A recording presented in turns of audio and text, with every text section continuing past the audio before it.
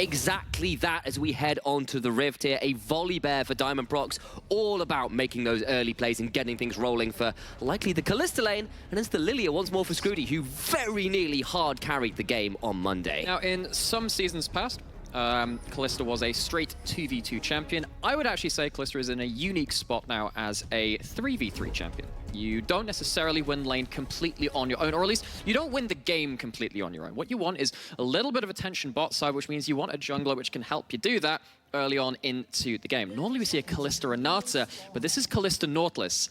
Now what I can think of as a reason to pick that is because you want to have level 1 pressure. You can see both teams are stacking up because on the other side you got a Braum, another incredibly strong level 1 champion. I wonder how much of this has come out from scouting. I remember the first European Masters I did, which was summer last year. I had a chat to Lorx, who was the analyst of Vodafone Giants for that split, and he gave me some really interesting rundowns of the way that he looked at level 1s and kind of said, look, if I take a snapshot at like 1 minute 30, each time these teams kind of start doing their regular level 1s, let's see what we can exploit from this. I wonder if something came out from scouting there. Of course, nothing happens here, but I wonder how much has come out of the research from these two teams for that particular weird level 1, which we might not have all information on.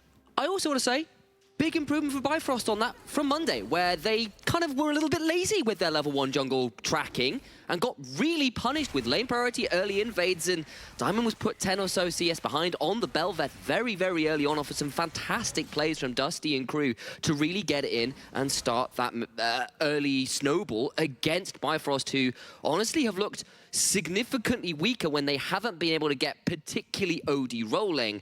Unusual start here on the Raptors, straight towards the blue buff. That's exactly what I was going to call out. So I was doing some homework on the LPL the other day, and one thing which I think LPL junglers do very, very well, and this is something that was called out on their streams earlier in the week, is that LPL junglers vary their pathing to just throw a wrench into the pan very, very well.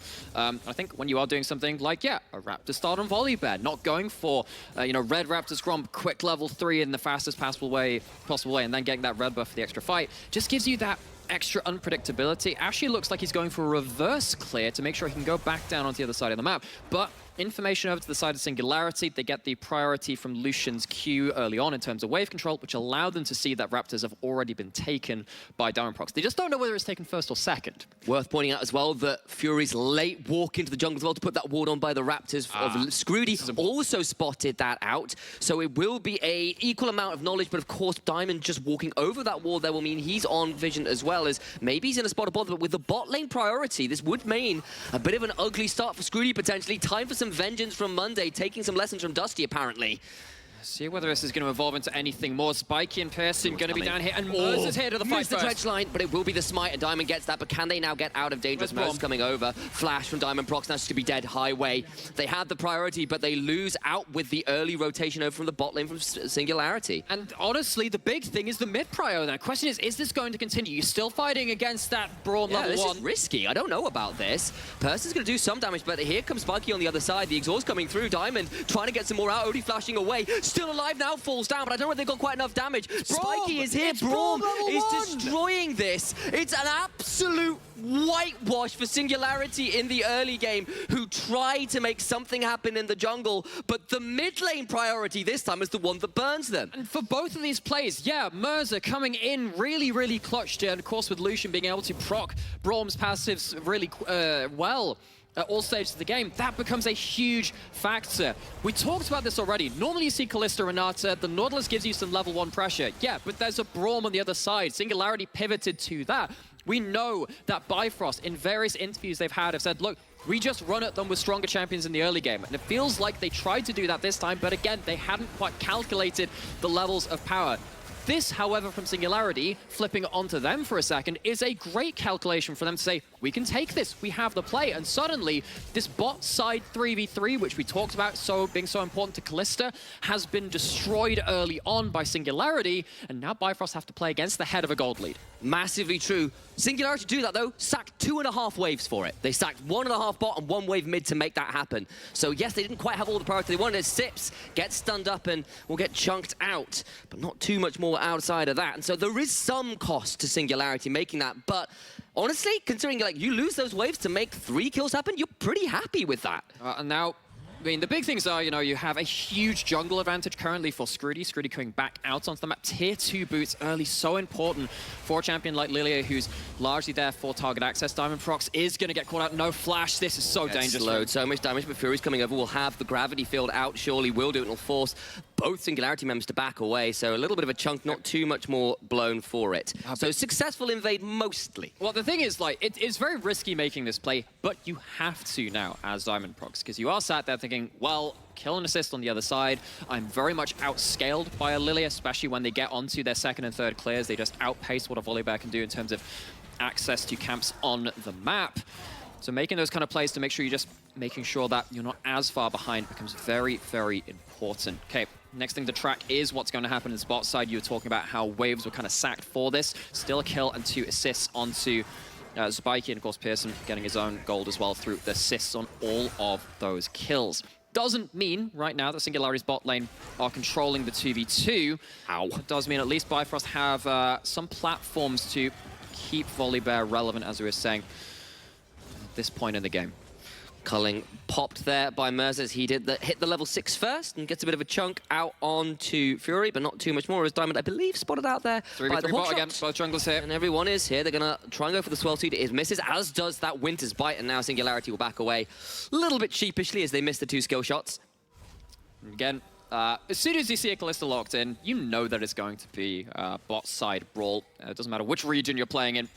It just ends up that way. Sips actually making a rarely seen, a lesser seen top laner, rather, coming down into that mid lane. Oh, spot laner roam. Spot laner. Yeah, is that a new role that you come up with, Alex? Yeah, what is a spot laner? It's not quite a River Shen. That's the only other thing we're checking. So what it is it's helping Mercer carry. He's a spotter in the gym. See? That was such a reach. That was such a reach. What do you want from me? You called it a spot lane. I hold you to high standards, brother. I thought that was okay. Okay, see how it is. Doku, if you're out there, stick a vote up on Twitter. I want to see how that one... Come on, make this happen. I'll fight for this one. Maybe this is probably going to go horribly wrong, but I've done it now. Anyway. Okay, so, yes.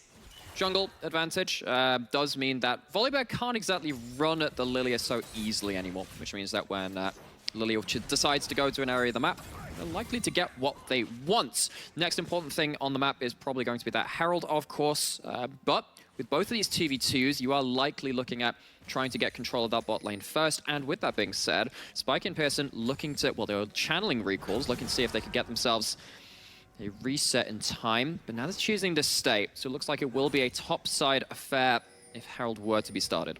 And of course, Herald is often a key point for something like a Kalista team who do love to try and utilize the level 6 spikes that tend to come around at that point, especially when you've got something like a Gnar or a Volibear as well, who are really powerful at that point. So see whether Bifrost are ready and willing to contest. And of course, Singularity right now with a little bit of that lane priority in their jungler up there could look for it themselves. I was actually wondering if Fury was going to try and go for a bit of a harder trade. Of course, he doesn't have himself the teleport, though. He's got himself the cleanse, so actually choosing not to do so. Probably should check that one before. There's level 6. Diamond just walking through mid lane for a bit of stolen XP. I was like, I wonder. Hey, that's important.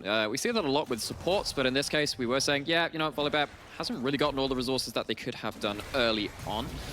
This comes back into a conversation we were talking about, obviously, into pre-show, into the start of this game too, about what actually happens with these two teams and their two junglers, because Diamondprox typically has been playing for his lanes. You can see again, he was trying to play around his bot lane, whereas Scrudy has played more for individual jungle advantage and jungle power. In this game right now, though, seems like Diamondprox is still brawly enough on an individual level to start up this Herald. Take that one without contest, and Singularity will have to now try and see what they're doing against this Herald. Now, you expect that Herald is probably going to go in towards that Kalista lane. One would imagine. Just means that if Singularity try and go for a cross maps versus Herald are just so annoying. So you're going to have to be trying to find ways to track where this Volibear is on the map to try and at least try and dissuade that Herald being used, because I feel like if you go across the map against the Herald, things just get very dangerous for you, particularly with the threat of a Kalista Volibear dive. Completely agree, and on a very hard tangent. Okay, where are we going with this? A metaphysical question for you. Right. How are you both in the mid lane and casting at the same time? Hang on, excuse me? Victor's in the game. Oh, come on. Not like that. It's actually what happens. I love how confused you were there. You're the one that makes this reference more than anybody else. True. There is a graphic we have used at the NLC with your face. It's like when you get nominated for an Emmy. Oh, I see how it is. There's a little achievement which pops up just in the bottom left-hand corner of vision saying, you know, simulacrum unlocked. You can now have a second figure out there in the world. It's really useful for multitasking. Did you just confirm that everything in the world is just like a simulation? Well, I didn't not confirm it. Okay. Big stud into the wall there as the Mega Gnar runs out, and we're going to move away from that horrifying consideration of the nihilistic solipsism of the world. Okay, this is what we were saying about the threat of this Herald. Playing around Kalista Volibear as a level 6. Walking up to this tower in its own right, very, very dangerous. Singularity a little bit late to the punch. We said that they wanted to try and predict what was happening with the Herald, but they're not quite there in time. Can they find anything after this? He doesn't land from Scrooty. Okay, they do get the knock-up, but they don't actually force a Fate's Call. So that's a couple attempts there with the ultimates, both the Enchanted Crystalline Arrow and the Glacial Fissure. There we go, that's the word of that, coming out for that. And now... Rudy making sure the engage can't come cleanly. Well buffered by Highway to make a flash out of Scrooty despite the Lilting Lullaby coming down. Is now a little bit more at risk, but of course with the Fate's Call, still a potent threat. Yeah, he's not on... Not how he did the danger zone this time. Remarkably calm for all things said and done. But yeah, let's just track what happened in that play, because Singularity, we were talking, actually they want to really try and nullify this Herald, get to the location of that play and stop it from getting maximum value.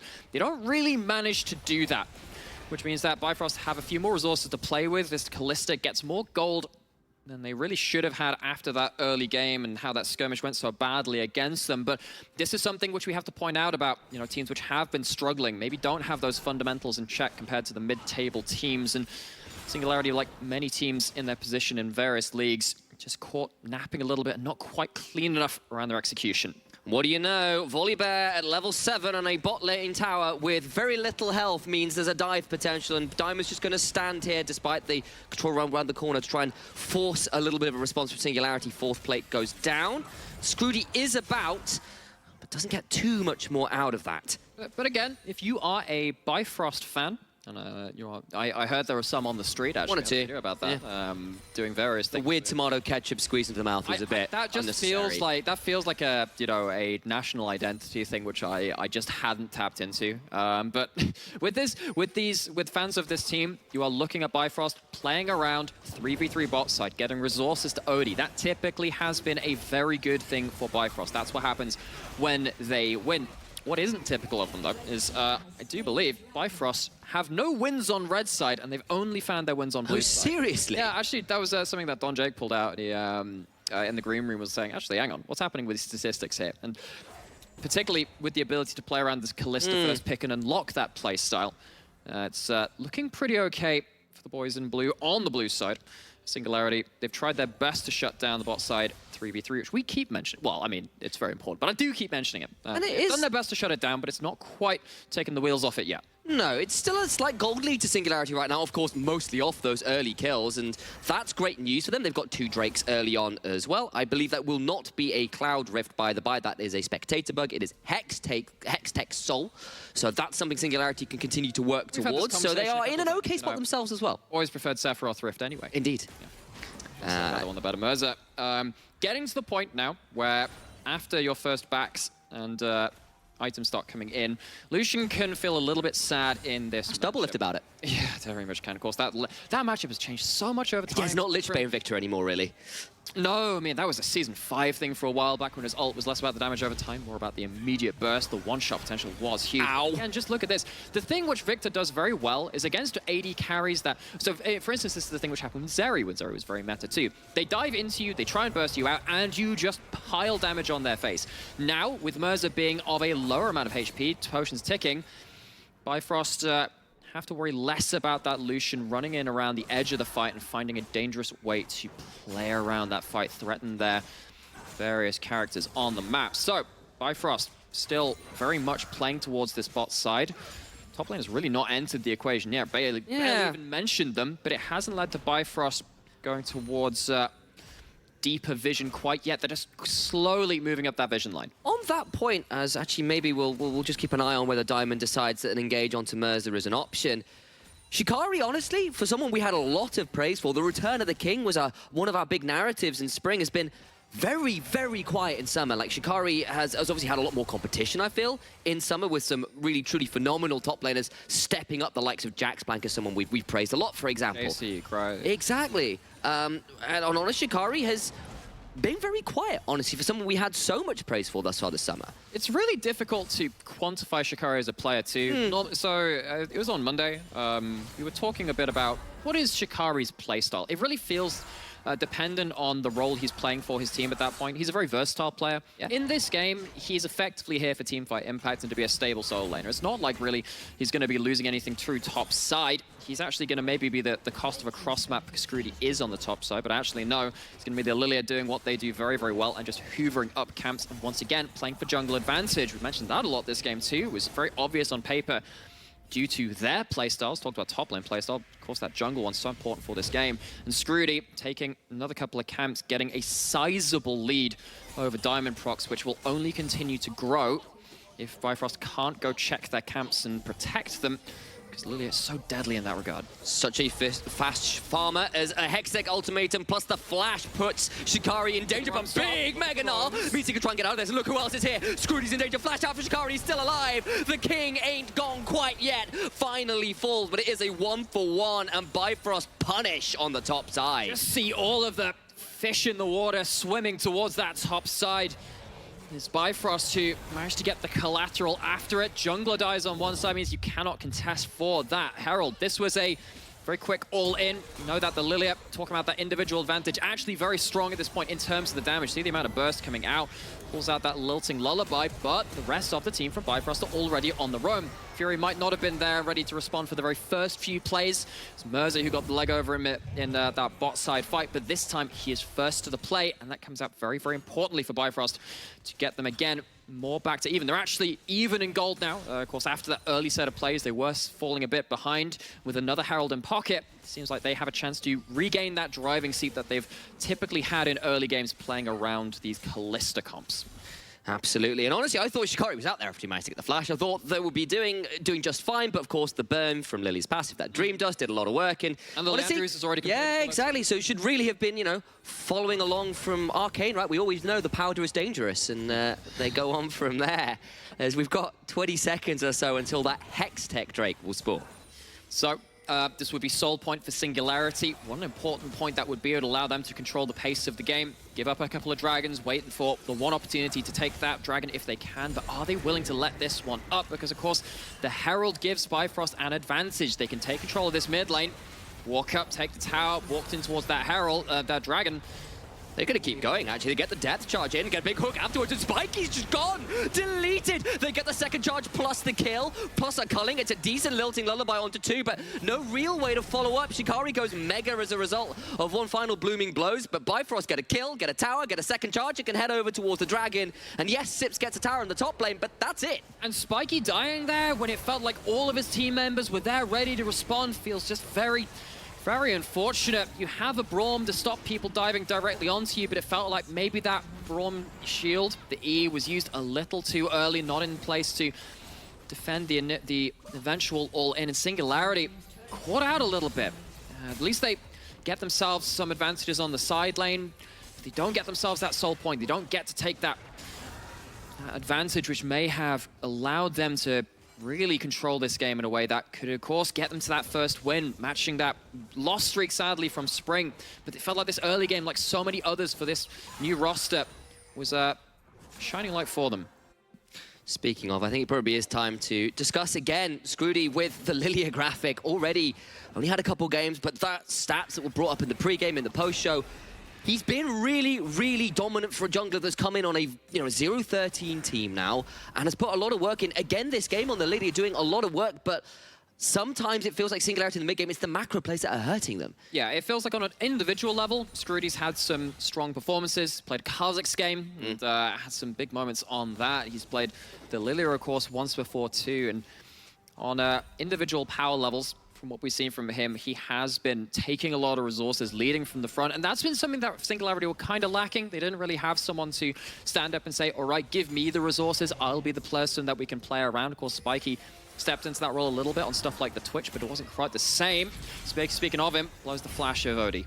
Does indeed, and of course this is an AD carry Ash build. There's no Imperial Mandate or anything here, so a slightly longer cooldown, but even so, not a vast one to be burning here, and the cleanse going to be on a significantly longer one. All the while, of course, Tower on the other side goes down to Sips, who's now managed to get 3 on the trot, actually. That Trinity Force doing a lot of work, of course. Big hook in the middle, and just Scrooty, the man we've been praising. No stopwatch, no hope, and Highway sends him straight to hell. This is the difficulty when you play a wider map versus a very reliable engaged champion like Nautilus. Of course, Kalista helps with that too. It's on the 20-minute spawn, means that this wide map becomes so much more constrained. It's all about that Baron. Flashes straight over, Stormbringer forced to flash out a person, but now Mercer's in danger. He needs to get out, gets slowed by the chilling smite. Culling comes through, will get out of the gravity field, but look at Highway on the other side.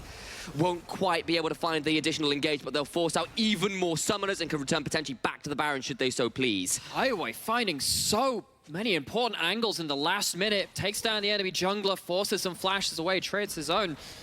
This is the kind of play which Singularity have again started falling prey to. The individual plays have looked solid. Just outside of that, some of the team play lacking off up.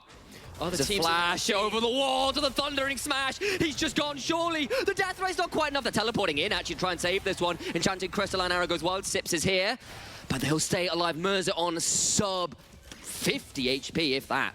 Gosh, Singularity, again, feels like they're just not quite playing to the pace of the game. Not quite there for the big fights when they've been erupting around the map. And Bifrost now, not the easiest early game for them, but they have managed to right themselves in a very admirable way.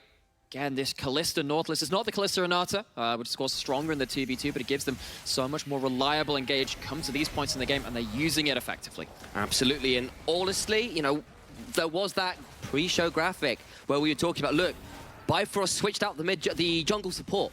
Big tools when it comes to your playmaking and map moves and team fights. And honestly, we've had some questions about both Highway and Diamond Prox. And the early game misplay in the jungle where they kind of didn't expect the sacking of the waves really hurt them.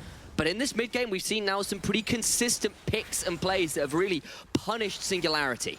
Yeah, so next thing I'm looking for now is Singularity. You've been content to get a lot of advantages onto Sips, actually on Camille. Seems like that's what you've been doing. I think after, it's another hook. Is that too far though? Keep going, maybe, I don't know. There's still the Fate's Call. Stormbringer comes through that mid lane turret, does nothing right now. Does go into a big lilting lullaby. Diamond in danger, of course, with no flash. Sips coming over and he does get shut down. Can't quite secure it. Flash away from the Enchanted Crystalline Arrow. And I think it might have been too deep now. Sips with the Hextech Ultimatum. Maybe they can continue to push this one off. They get another, but it's traded back. Shikari about to go towards the Mega Gnar. Will get out of there. It's a 2-for-1 trade, all things said and done, but wait, maybe not yet. Sips misses the hookshot, but Fury off to the side, in danger, needs to continue running away. A slow from the W into a second part of the Precision Protocol means Singularity can head to Baron. And that is the kind of play where you look at your ultimates available and go, yeah, I can have a crack at that. Volibear roll, Kalista roll, so many ways to play around heavy dives, even very far into the enemy side of the map, but they're not understanding that they're playing into a Braum, that they're playing into the Lilia, who has that second item early into the game. They have themselves that Zhonya's to disengage, and you have the Kalista roll at this point. You can just back off if you think this is too far, but they really, really commit for this, and it feels like they just don't understand the power level of what Singularity are playing against them. And it looked nearly so good, but Scrooty has a stopwatch. The slows from Ash, from Braum. The lilting lullaby did so much work, and suddenly a charged up tower means there's a Baron on the table alongside now a Hextech Soul Point. And Singularity, honestly, he's got to start wondering again now after some of these misplays. Yeah, so let's have a look at the track of this game. Early game, typically something that Bifrost, when they've played around bot side, have actually been comprehensive at. They know how to play around it and get what they want out of it. Didn't get it this game. Found some ways back in that mid game. Can they do it against the Baron now? Massive play, but now the tower on the other side is probably problematic. As Shikari over the wall will melt them all, and Singularity not like this. It's a double already to Fury. And then Shikari gets a third, and the Baron, the play, the praise we were giving them, it falls apart just moments later. Once again, our teams here at the NLC, they do make some aggressive plays which lead to mistakes, but every team in the NLC can capitalize on your mistakes when you show that inch of flash. Bifrost had to claw their way back a couple of times in this game, even against the winless Singularity, but even against the Baron, taking a crushing victory against it. Very swiftly, it goes from a Baron and a Dragon and a great look for Singularity to a broken inhibitor and some broken pride to boot. breaking some ankles too, is Shikari. You know, we've managed to stop off and chat about some of the trajectories of our players in general across this game. Chat a little bit about Shikari, about, oh, what's his play style like? He plays a little bit for his team. He's a versatile player, but he's been quiet this summer.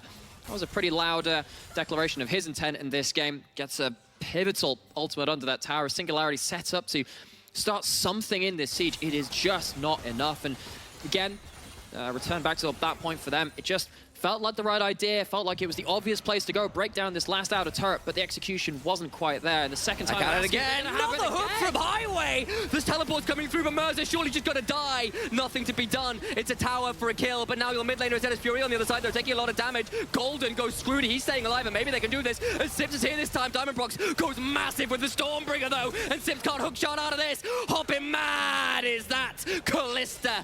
The Spear of Vengeance manages to punish people for the death of their mid laner. Spiky gets his sky split in twain, cannot avoid the boulder, and falls down as well.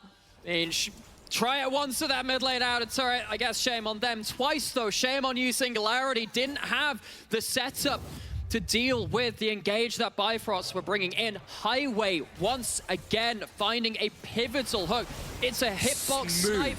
Your champion model is just a little bit thicker than those minions, and that Lucian's booty gets caught out by that dredge line. Hook back in, and suddenly without that amount of damage to turn the fight around, Bifrost get to play around the more long fights for the Callista, stacking up, continuing that DPS, and Bifrost, it's another one of their heart attack games where they keep it in question, but they're showing how they can play around these skirmishes when they have the tools to. Well, booty indeed. Piracy on the high seas. Odie looking more like he's playing Misfortune right now, getting away with absolute murder, getting off a few of those kills at the end of that, and Sips went in, looked like he might be able to murder people in the back line and just couldn't extricate themselves. Maybe we could edit Highway's Nautilus model so like the hook is actually just like, it's got another one at 90 degrees, so it's X marks the spot. It's not Pike. Yeah. But he's, that's true. It's true. Yeah. The amount of puns I've made with that over the years. True. But now we sit ourselves in a game where Singularity still have Soul Point. They still have a pushing side lane in Sips too. Feels like Shikari's not really been tasked to answer that too much, but see what our analysts think in the back room, and actually what we're kind of viewing as well. Yeah. Momentum meter very much to the side of Bifrost. Would I say it's that much? I still think there are ways they can lose this game, very much so. I mean, I think one good angle by Sips, one good ult by Scrooty could change the tone of that game so much, but with the last couple of fights, the Singularity struggling to make their own offensive plays. Their defensive plays have looked okay, but their offensive ones have been leaving them very, very open to exploitation by Bifrost. It's going to be very difficult now to find themselves an angle into this next Dragon fight where it feels like they have lost control of this map. They don't have flank vision, they don't have easy ways into it, and Bifrost are starting to get control of the area of the map that they want to play around. This isn't the easiest game to be playing the Lucian or the Ashe, honestly, to be fair. And yes, you've got the lead onto Scrooty, but as we've said, look, your Volibear is quite happy where he is right now. And it's your solo laners, your AD carry that are struggling a little bit more, aside from, of course, Sips in the side lane, a dangerous threat. But how much time are you going to be given as he does start to shove in a top wave towards an inhibitor turret here at level 16. He is the highest level in the game, and Shikari's going to come over and try and stop. He's got a stopwatch. It shouldn't be the easiest to remove, but he's going to try and prevent an easy access to that inhibitor tower. Yep. Shikari's got a few items of his own. It's not like he's got something like a Hull Breaker. Been a while since we've seen that on the Knight. Instead, he's gone for the Triforce Black Cleaver. Very strong at kiting, lots of move speed involved in that build. Maybe enough to get away from a Camille and just outspace them. Speaking of that, Camille committing to the fight. Shikari hits Mega, has Gnar. But what is Singularity going to do? They're about to get pinned here. There is a Mega Gnar still here with 2/3 left remaining. That dredge line goes wide. Now Bifrost actually a little bit got out of sorts. Highway still got the Fates called Cleanse Burn from Odie. Shikari down to Mini. Now in a dangerous position. Bifrost need to extricate themselves, but can they escape it? The Lilting Lullaby Shikari's not there. The Volibear does ult now. Highway into a lot of damage though. He's about to go down. Diamond taken pretty low as well. Shikari goes golden. Sips actually also very low. Big stopwatch keeps him alive. Diamond dies. But what about the other side of the fight? Sips finally dead, but it's a 2-for-1 right now. Person about to get hooked up and goes down. Odie trying to stay alive. for Fury, and only the only ones remaining, and it's a double for Scrooty. Flash fall for the watch out, in for the blooming blows. He can keep hopping as much as he wants. Odie, burning out, has got to try and heal back up off this Krug camp, and will do so, but that is still a 2 for 4 off a bit of an awkward choice in fight. Look at that momentum shift. Everyone in the back room thinking what we're thinking. Oh, heck, that's a bad fight to lose. You're losing your chokehold over the map now. A fight like this, to this magnitude, loses you Baron, means you can't upkeep your vision. Your wards are going to start timing out, and that gives Singularity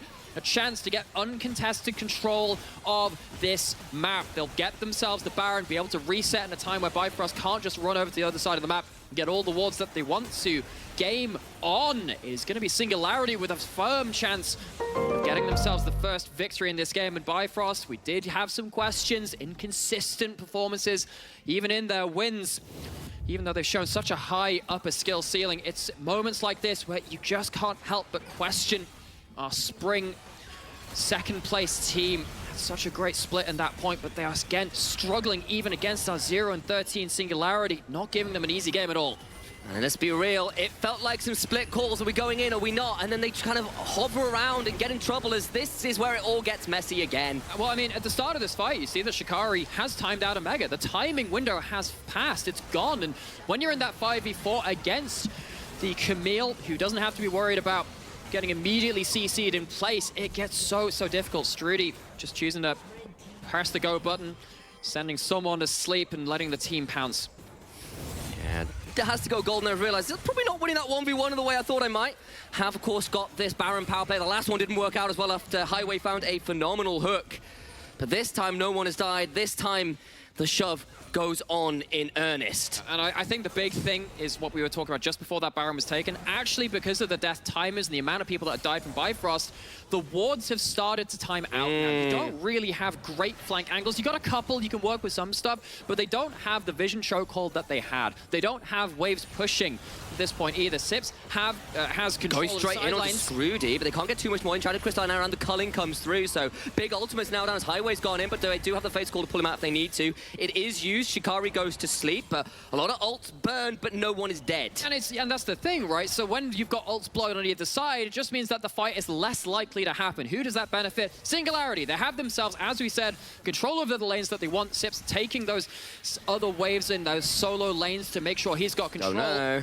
And Bifrost are going to struggle to find their engages to again, try and punish Singularity in the way they did around that first Baron, where they were pushing in towards that mid-outer turret. And you know what? The more we talk about this game, the closer it gets. We are once again in a very close contest for Singularity, looking to get that first win. Mirror what they did in spring, 30 losses on the trot into that first win. And Singularity, you know what? They've had some rough patches, but they've had equal amounts of good ones in this game. Yes, they have. Doing their best to make sure this could be a victory. Fourth item now in for Scrooty, who is continuing to be at the front of the charge for Singularity. For better or worse, some of them have been a little off, but most of them honestly have been pretty exceptional towards the last few minutes. So, I mean, the Lilia went for the Leandries into the Zhonyas, then the Force of Nature, give themselves that more sticking potential, facilitate a little more, use that gold to allow the double AD carries an easier time. You called it out. Actually, it's a pretty hard game for the Lucian and the Ashe. But they've, of course, in some of these fights, managed to find some really good angles. Now with the Demonic Embrace, bit more damage on top of that. Again, these E's, again, you're going to see the amount of burn damage coming down. Even something like Highway not going to be immune to the continued swirl seeds being flung out of that jungler. Eyes on Sipswell, who is not here, who is looking to get onto an inhibitor turret. They are sending Shikari off to try and defend that turret, but I think he's just going to be too late. I think he's not got there in time. That will be an inhibitor turret falling, surely. Takes it so quickly. For those of you that were still around in 2018, that was the Camille split push meta. Tower's just disintegrated. Nothing has changed since then. Engage coming in. Cleanse from Fury. That's down, but they've also they're going to lose this inhibitor as well, because of course Sips is going to continue shoving and Shikari can't do anything about this. Singularity in a phenomenal position. Why would Singularity flip over a dragon? Singularity say, okay, top lane, that's a done deal. Let's go towards this mid lane. Have they over pushed though? Bifrost potentially able to find themselves a collapse onto this team if they want it. They take the dragon. They actually just give up the inhib, not willing to commit to a huge fight. So what happened last time they tried to go towards a split pincer movement, and they didn't get the timing quite right. Singularity tore them apart for it and took control of this game. But Singularity, we called them out for some of the macro problems, said that they're an individual team playing around individual advantages. Right now, they are taking control of this game with better map play. Absolutely. Never mind tearing apart the individual players, we'll tear apart the base instead. Get a hold of, in swift fashion, 2 inhibitor turrets, 2 inhibitors for the trade of 1 dragon. Yes, both now at soul point. But honestly, with Baron spawning a minute and a half and the pressure you get from having those 2 inhibitors down, Singularity in a pretty confident position here. They've still got to find a way to shut Odie out of this game. 7-1-4. That's still only the 1 kill onto that champion. Now, Odie hasn't been able to win all of the fights for his team. It's not been that easy, but still, Singularity not able to shut down that carry, nor have they been forcing onto him. Maybe just trying to avoid the Kalista sat at that many items. Singularity going to have to deal with him at some point or later, though, or somehow nullify his impact on these fights. Maybe that's why they've been going more towards those side lanes, getting the guaranteed victory rather than flipping it against one of our strongest individual carries from the bot lane position in our league. Of course, you've now got to work out how it goes from here. There's the Infinity Edge complete for Merza, who will start stinging that little bit more, let's be real. And a minute under 45 seconds, let's be frank, to go until this Baron. 2 in a row have gone towards Singularity. Very funny. I get that total. I get told that a lot. With that kind of tone of voice as well? Other people. Okay. So, back to a little bit of a 1-4ing Singularity. Again, this is the bonus of having something like a Braum when it comes into this point in the game. If you're trying to just run into the enemy team, use a volley bear, use a Nautilus to go into the fray, Braum hits you with that passive, puts up that shield, you're not really getting the damage you need to, and you take so much damage in return when you're CC'd by one of the best champions of blocking enemy champions from your carries. And that's very important when you are on a defensive standing, when you're trying to take an area of the map and say, do not enter here. They're doing that around the Baron. Bifrost, how do you problem solve your way out of this one?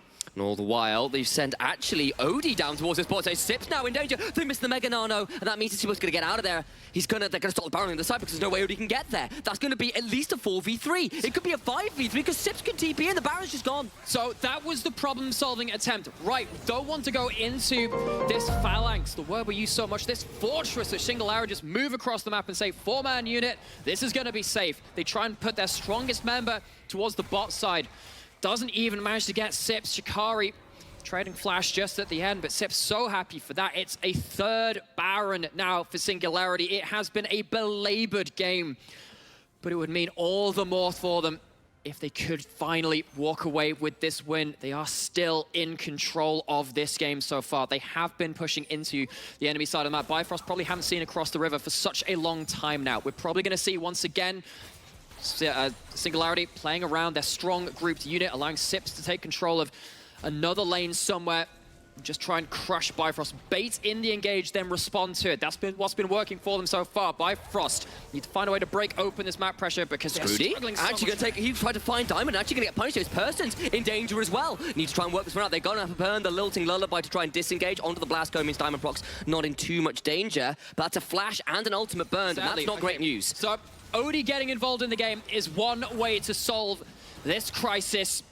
But it is only one drip in the bucket they need to fill to put out this fire. Sips. Singularity still in control. Need to be a little bit afraid they're going to get knocked back and overcome Bifrost. There's 2 members, but the rest of Singularity are so far away. A depth charge will find his way onto that Camille. No GA, and that means a shutdown to Odie. So, once again, Bifrost find a member of Singularity out of position, get something for free. Odie going again. Not done. They get the inhibitor tower, but not too much more as Diamond over to the side with the Hex Gates. Could keep hunting for more. They're going to slow them down with the volley, but look at that Nexus tower falling. Of course, it was already taken pretty low, and that's it, but they get 2 kills. They'll break the siege, but it comes at something of a cost. Right, so key problem there for Singularity. They tried to commit before successfully to a 1-4. They've been trying for a long time to try and play around those multiple lanes. They go a little too split this time. Bifrost picked them off, and that means they're in the advantage for the soul point fight. 2 members dead. There is a teleport on Sips, but it will still be 10 seconds or so until he's there, which means with Kalista, there's surely no easy way for Singularity to come and contest. This will be sold to Bifrost, surely. So, Bifrost, you've been in this place before. It's a bit of heart attack. It's a bit of drama in a late game fight. Maybe you shouldn't have ended up here, but you got to deal with it now. You are. Singularity give over control of the map for the first time in such a long time, but it is in that crucial timing. Hex Soul to Bifrost now. They have themselves that victor. 4 Drakes to make it as well. Courtesy of that Hex Tech Revolution, it's on the map, it's on their team, and so many items being built up by both sides now. It is going to be a heavyweight clash whenever anyone gets a chance to just open up and start DPSing. And let's be real, honestly, with those basic dragons actually being pretty potent for Hex Drake as well. It's what, 6% attack speed and ability haste for both? 5 ability haste and 5 attack speed. That's what it is. Last I checked. I can't quite remember what the numbers are. Otherwise, 4 of them's quite a lot. But actually, yeah, in terms of individual value per dragon, Hex Tech Dragon is probably the best in the game unless you're stacking up against some poke comps with a whole load of tanks and Mountain Dragon. It is just such a valuable set of objectives to have. So, there's some extra weight to the side of Bifrost. And again, we're in actually a fairly even scenario. Seems that Singularity, hard to break them open if Bifrost try and go on the offensive. On the other side, Singularity haven't been able to cleanly open the map at this point, and now it does feel like, for the first time in such a long time, Bifrost are actually managing to hold their own in some of these lanes. Singularity, all it takes would be one mistake.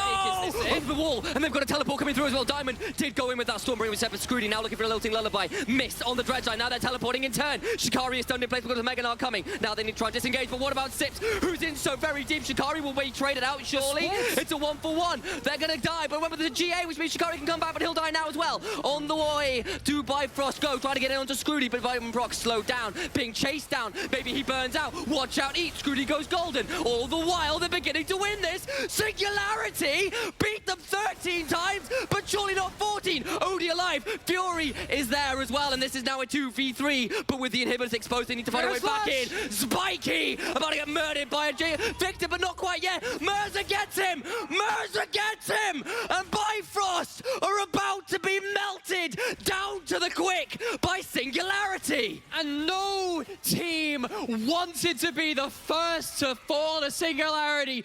This accursed team in the NLC. 0-13 in spring, 0-13 in summer, but so close to that Nexus. They've got another inhibitor, but will they feel confident enough to shove for more? I just don't know. I just don't know. With 5 seconds left in Shikari, the game's not ending here, but it is so close to that tipping point. It is on the razor's edge, and how quick would it cut either side with one more mistake? Bifrost, they're feeling pressured at this point. It comes through in their play. Singularity, for the longest time at this point, have managed to defend themselves very effectively. Diving into this 4-man unit you see on the right-hand side of the screen is very, very difficult.